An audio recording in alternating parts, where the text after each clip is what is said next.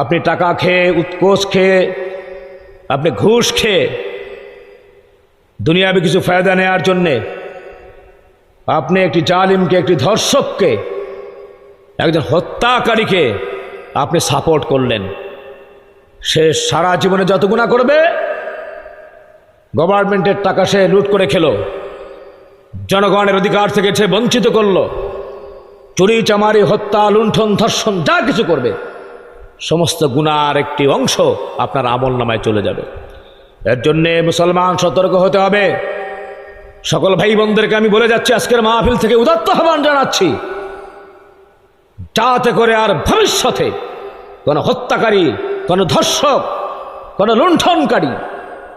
নামাজ নাই, ইমানদার না, আমানতদারি না, বিশ্বস্ততা নাই, এই ধরনের লোক যাতে ক্ষমতায় না আসতে পারে, সে ব্যাপারে আমাদেরকে প্রচেষ্টা চালাতে